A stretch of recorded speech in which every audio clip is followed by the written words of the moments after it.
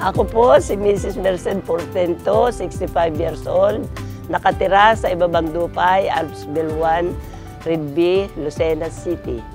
Ako po ay may sakit, nahihilo at may kabag. Napakahirap po sa isang katulad ko na lagi akong nag-iisa. Hindi ako makagawa, wala akong maisipan dahil nababahala ako sa sarili ko. At hindi ko alam ang aking gagawin. Laging ako'y masama ang pakiramdam dahil sa pagkahilo. Ang sabi po ng doktor sa akin, yan daw po ay yung tinatawag na vertigo.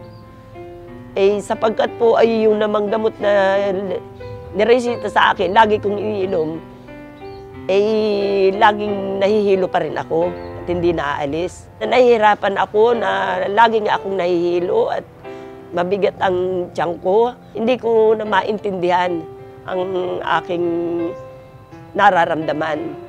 Sapagkat ako nga, yun, lagi ako nag-iisa. Nalis na ang aking pagkahilo at naging maayos na ang aking pakiramdam.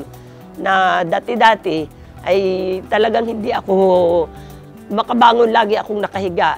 Sa ngayon, maaga akong nagigising, nagtatrabaho ako, naasikaso ko na ang apo ko. Lagi na akong malayo ang nararating na ako'y nag-iisa sa paglalakad. Ang kabag ko ay naalis na rin. Normal na lahat ang aking nararamdaman. Wala na.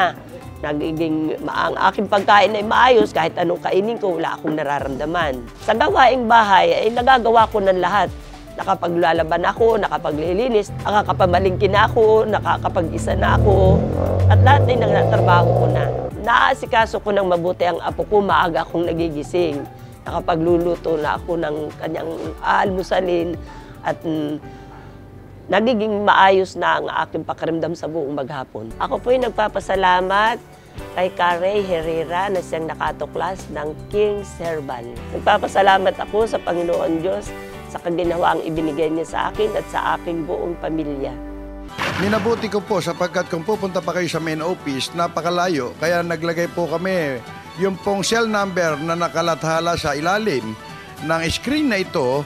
Pwede po kayong makipag-ugnayan at ito po ay sinasabi ko at pinatotohanan, ito po ay authorized distributor ng Abanyong Lingkod mula pa noon at magpakailan pa man.